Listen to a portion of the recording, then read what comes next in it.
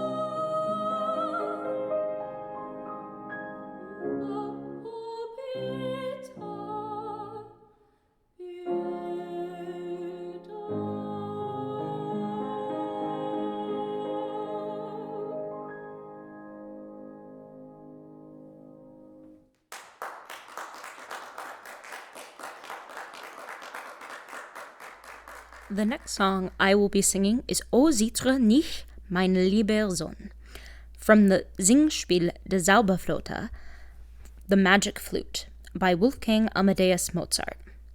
This piece is a bit unique for this recital, as it is a coloratura recit aria, a combination of an aria and a recitative. In opera, an aria is the melodic solo expression of a character's emotions. It is heavily accompanied and has a clear melodic structure. It's the kind of song that you could go home humming to. The first two songs I sang were arias. A recitative is almost the opposite of an aria. It is speech-like in its quality and is used as a way to convey dialogue and advance the plot. It is also very sparse and in the era of Mozart would have been accompanied only by keyboard. This particular recit aria is the first aria sung by the Queen of the Night, a famous coloratura soprano role requiring a singer to possess an extremely high vocal range and a great deal of vocal flexibility. In this scene, the Queen meets Prince Tamino and convinces him to go rescue her abducted daughter. But not all is as it seems. This is O Zittre Nicht, mein lieber Sohn.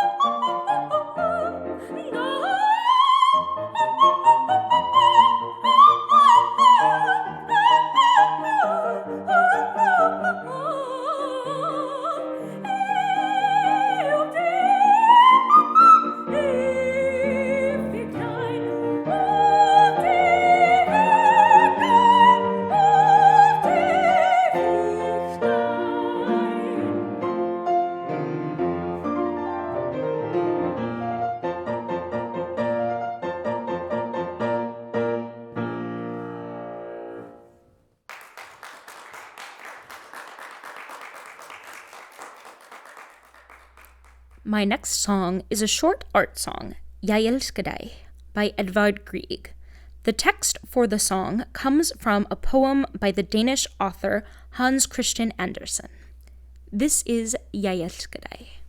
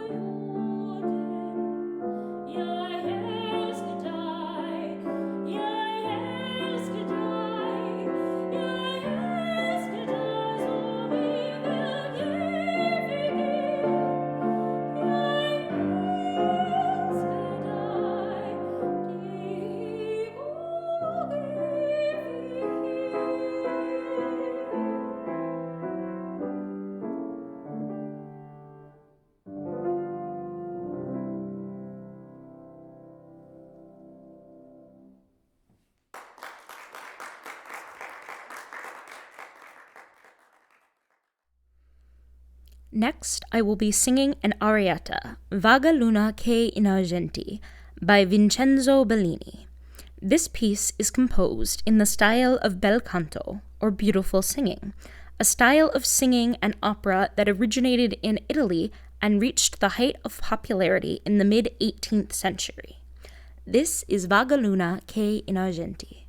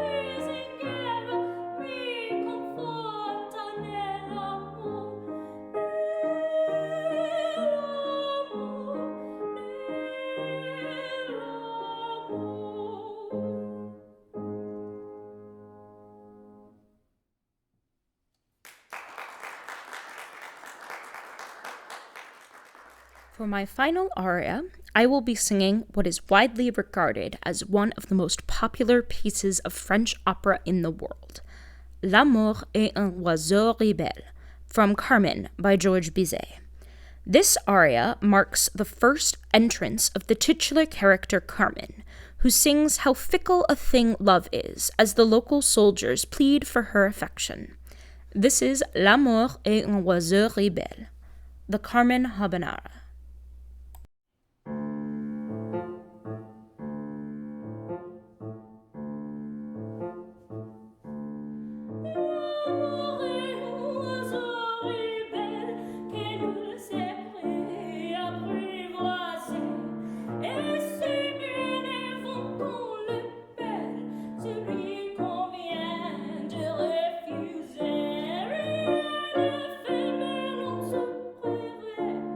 De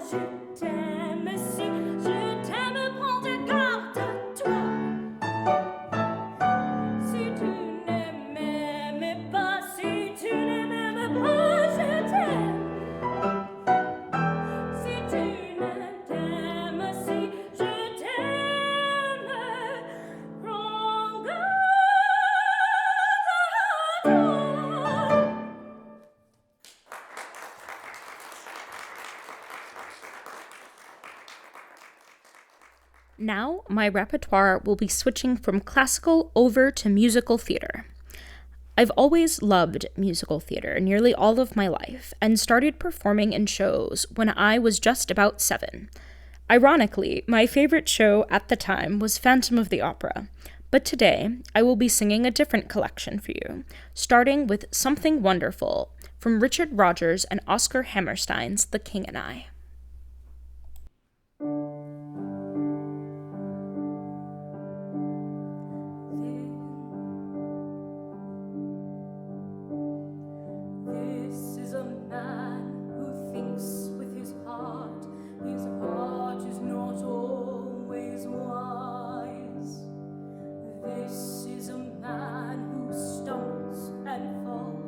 But this is a man who tries.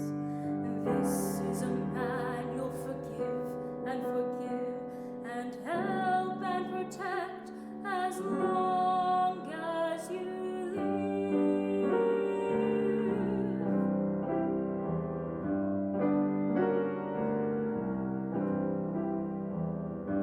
He will not always say what you would have him say, but now and then he'll say something wonderful. The thoughtless things he'll do will hurt and worry you. Then all at once he'll do something wonderful. He has 1,000 dreams that won't come true. You know that he believes in them, and that's enough for you. You'll always go along, defend him when he's wrong, and tell him when he's strong. He is wonderful. He'll always need your love, and so he'll get your love. A man who needs your love can be wonderful.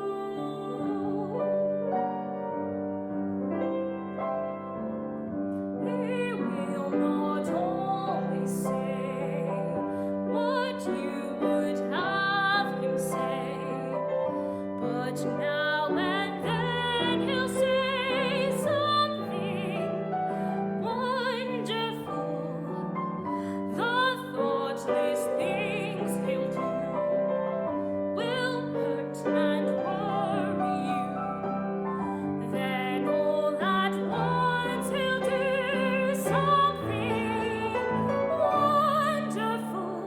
He has 1,000 dreams that won't come true. You know that he believes in them, and that's enough for you. You'll always go along, defend him when he's wrong, and tell him when he's strong. He is wonderful. He'll always need your love, and so he'll get your love. A man who needs your love can be wonderful.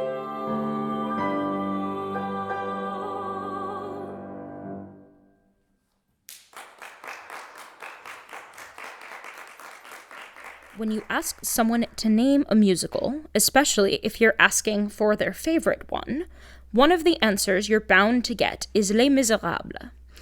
But I've found that fewer people know of the duo's later work, Miss Saigon. Adapted from the famous Puccini opera Madama Butterfly, Miss Saigon changes the setting to take place during the Vietnam War, with the two leads being an American soldier, Chris, and a Vietnamese woman named Kim. After the end of the war, Chris and Kim are separated, and it is presumed that Kim has died with the arrival of the North Vietnamese army. However, this is not true, and several years after the war, Chris, who has remarried, is informed that Kim and her young son have been found alive living in Bangkok. The couple decides to go see Kim and speak with her. But when Kim meets Chris's new wife, Ellen, neither woman takes it very well, and Ellen is left to debate what can she do now. This is Now That I've Seen Her, from Miss Saigon, by Claude Michel Schönberg and Alain Boulil.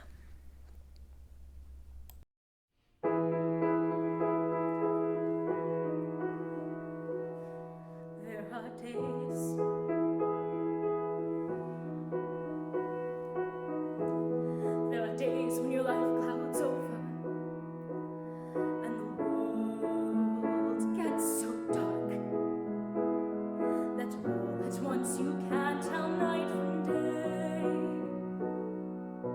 There are times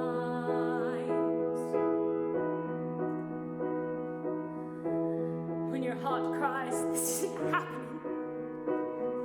The truth is cold and real. Storm won't go away.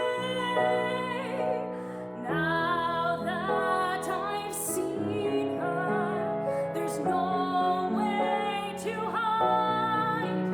She is not something from long ago. Now that I've seen her, I know why he lied, and I think it was better when I didn't know.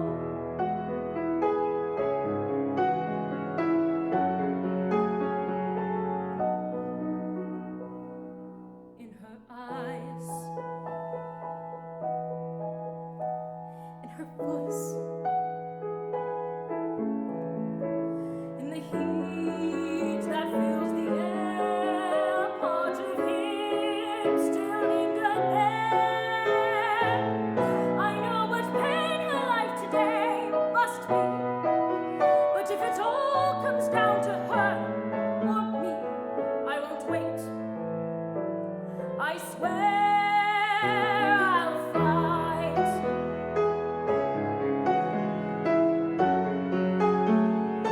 Now that I've seen her, she's more than a name. She is not something from long ago.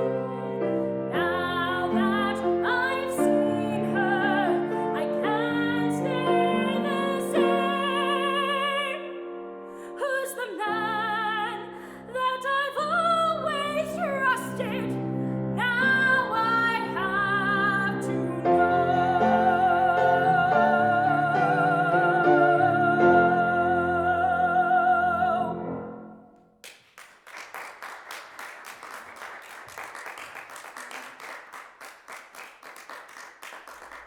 For my next song, I will be singing Simple Joys of Maidenhood from Camelot by Frederick Lowe and Alan J. Lerner. In the scene, Lady Guinevere, who is the intended bride of King Arthur, slips away into the woods to air her grievances about her upcoming wedding and how she prefers the life of an ordinary noblewoman's daughter instead of life as a queen. This is Simple Joys of Maidenhood.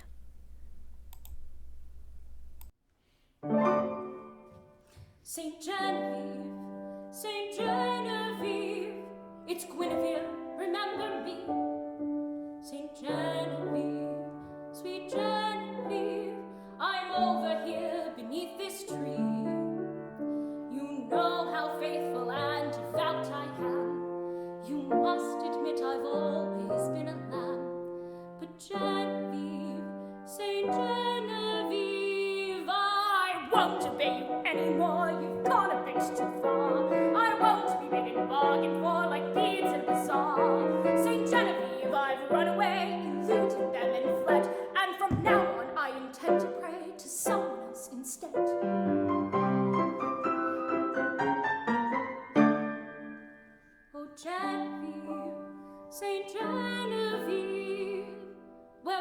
when my youth was sold.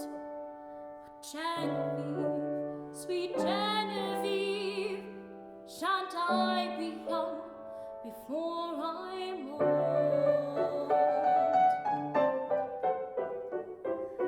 Where are the simple joys of maidenhood? Where are all those adoring, daring boys? Where's the knight pining so for me? He leads to death in woe for me. Oh, where are the maiden's simple joys? Shan't I have the normal life a maiden should? Shall I never be rescued in the wood? Shall tonight never tilt for me and let their blood be spilt for me? Oh, where are the simple joys of maidenhood? Shall I not be on a pedestal, worshipped and completed for? Not be carried off, or better still, cause a little war? Where are the simple joys of maidenhood? Are these sweet tender pleasures gone for good? Shall a feud not begin for me? Shall kith not kill their kin for me? But where are the simple joys, harmless convivial joys? Where are the simple joys of maidenhood?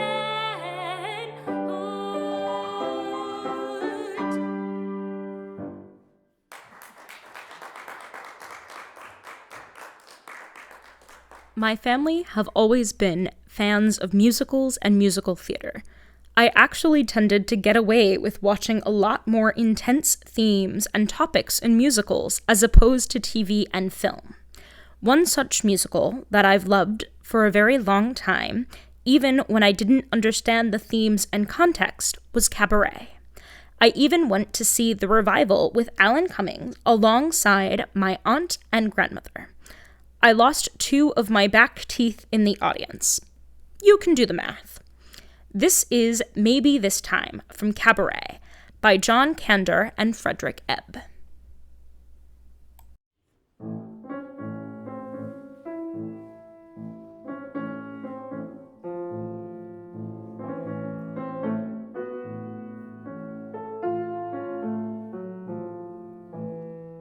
Maybe this time I'll be lucky. Maybe this time he'll stay. Maybe this time, for the first time, love won't hurry away. He will hold me fast. I'll be home at last.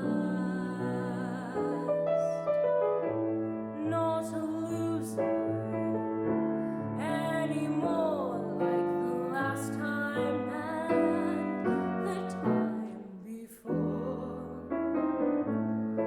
Everybody, they love a winner, so nobody loved me. Lady peaceful, lady happy, that's what I long to be. All the odds are they're in my favor. Something's bound to begin.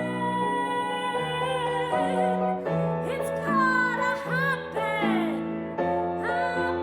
sometime. Maybe this time I'll win. Everybody, they love a winner, so nobody loved me. Lady peaceful, lady happy,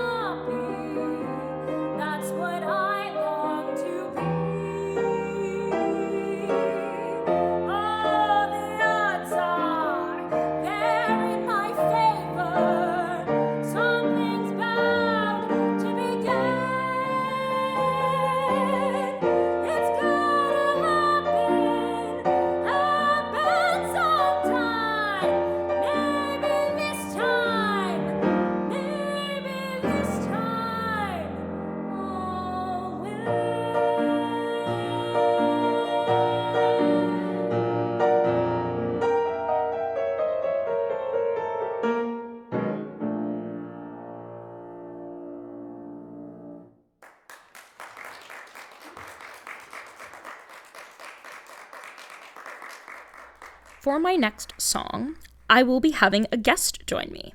This is Owen Ellis, a proud member of the Kalamazoo, and you can see both of us sing in the a cappella concert next Friday and Saturday at 8 p.m. in Dalton Theatre. Owen will be joining me for the role of Don Quixote in the song Aldonza from The Man of La Mancha by Mitch Leigh and Joe Darin. This scene, Don Quixote has fallen madly in love with a serving wench and brothel worker named Aldonza. He sees her as a beautiful, pure lady, but she certainly does not see that in herself, and feels like Don Quixote is mocking and tormenting her. This is Aldonza. Dulcinea! I am not your lady. I am not any kind of a lady. I was spawned in a ditch by a mother who left me there naked and cold and too hungry to cry. I never blamed her. I'm sure she left hoping that I'd have the good sense to die. Then of course there's my father. I'm told that young ladies can point to their fathers with maid and the bride. Mine was some regiment here for an hour. I can't even tell you which side. So of course I became as befitted my delicate birth, the most casual bride of the murdering scum of the earth. And still thou art my lady. And still he torments me. How should I be a lady?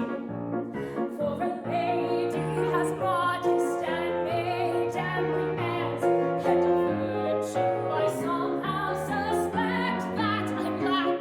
It's hard to remember these maidenly airs in a stable lay flat on her back. Don't you look at me, God, won't you look at me? Look at the pensions that reeking of sweat, born on a dung heap to die on the dung heap, a strong bit men use and forget. If you feel that you see me not right at my virginal best, cross my palm with the coin, and I'll willingly show him the rest. Never deny thou art Dulcinea. Take the cloud out from my eyes and see me as I really am. You have shown me the sky, but what good is the sky to a creature who never do better than crawl? Of all the cruel bastards who murdered and gutted me, you are the cruelest of all. Can't you see what your gentle insanities do to me? Rob me of anger and give me despair. Blows and abuse I can take and give back again. Tenderness I cannot bear. So please torture me now with your sweet Dulcinea's roar. I am no one, I'm nothing. I am only Aldonza, the whore. Now and forever, thou art my lady Dulcinea.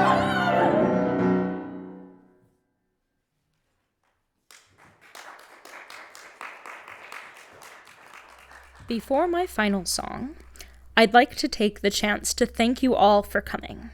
It has been rather daunting to put on an entire recital where I'm the only one singing, and arguably more daunting to invite people like, hey, you free next Saturday? Want to come see an hour of me? So I truly thank all of you for coming out on your Saturday to listen to me. This final song is Back to Before from Ragtime. The show takes place during the early 1900s in the era of ragtime music. A woman known only as Mother, because that is her duty at this time, finds her life completely turned upside down when her husband leaves and she is left making important decisions for her household, many of which her husband would not have made. But she finds that she can't stand the idea of doing nothing.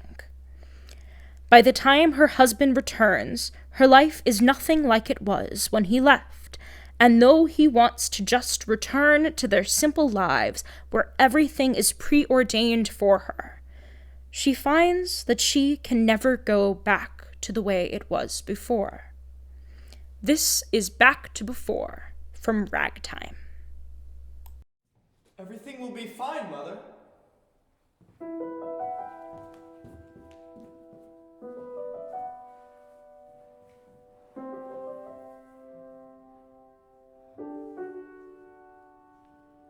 There was a time our happiness seemed never ending. I was so sure that where we were heading was right.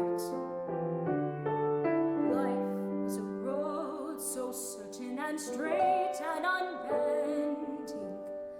Our little road with never a crossroad in sight.